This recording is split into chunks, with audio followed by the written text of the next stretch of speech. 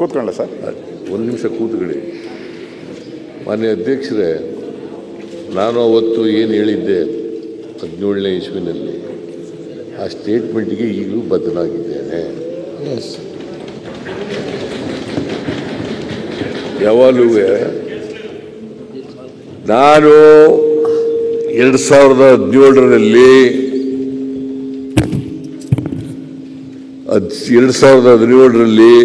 ಏನು ಸ್ಟೇಟ್ಮೆಂಟ್ ಮಾಡಿದ್ದೀನಿ ಈ ಸದನದಲ್ಲಿ, ಆ ಹೇಳಿಕೆಗೆ ಈಗಲೂ ಬದ್ಧನಾಗಿದ್ದೇನೆ.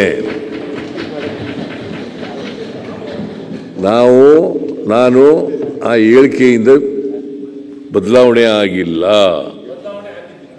ಆಮೇಲೆ ಕೇಳಪ್ಪ, ನೀನು ಹೇಳದಯ್ಯ. ಆಮೇಲೆ ನೀನು ನಾನು ಹೇಳೋಕ್ಕೂ ಮುಂಚಿತವಾಗಿ ನೀನು ಹೇಳಿದ್ರೆ ಹೆಂಗೆ? ಅವರು ಅನುಮತಿ ಕೊಟ್ಟಿದ್ದಾರೆ, ಅವರು ಈಲ್ಡಾಗಿದ್ದಾರೆ.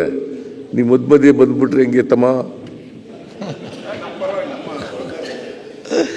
ಸರ್, ಅಶ್ವಥ್ ನಾರಾಯಣ್ ಸ್ವಲ್ಪ ಆರೋಗ್ಯ ಸಮಸ್ಯೆ ಹೇಳ್ತಾ ಇದ್ದೀನಿ. ಮೈ ಬ್ರದರ್ ಅಂತಂದ್ರೆ ಪ್ರೀತಿಯಿಂದ ಹೇಳೋದು. ಸೊ ಮಾನ್ಯ ಅಧ್ಯಕ್ಷರೇ, ಫಿಸ್ಕಲ್ ರೆಸ್ಪಾನ್ಸಿಬಿಲಿಟಿ ಆ್ಯಕ್ಟ್ನಲ್ಲಿ 3 ಮಾನದಂಡಗಳನ್ನು ಹೇಳಿದ್ದಾರೆ. 3 ಮಾನದಂಡಗಳೇನು? 2002ರಲ್ಲಿ SM ಕೃಷ್ಣ ಅವರು ಮುಖ್ಯಮಂತ್ರಿ ಆಗಿರುವಾಗ ಇದು ಪಾಸ್ ಆಗಿರ್ತಕ್ಕಂಥದ್ದು ಇದೇ ಸದನದಲ್ಲಿ. ಅದರ ಪ್ರಕಾರ ಒಂದು ರಾಜ್ಯದ ಆರ್ಥಿಕ ಪರಿಸ್ಥಿತಿ ಆರೋಗ್ಯಕರವಾಗಿರಬೇಕಾದ್ರೆ ಏನೆಲ್ಲ ಮಾನದಂಡಗಳಿರಬೇಕು ಅಂತ ಹೇಳಿದ್ದಾರೆ. ಫಿಸ್ಕಲ್ ರೆಸ್ಪಾನ್ಸಿಬಿಲಿಟಿ ಆ್ಯಕ್ಟ್ ಓದಿದ್ದೀನಿ ಅಂತ ಅನ್ಕೊಂಡಿದ್ದೀನಿ ನಾನು. ಅದರ ಪ್ರಕಾರ ರೆವಿನ್ಯೂ ಸರ್ಪ್ಲಸ್ ಇರಬೇಕು.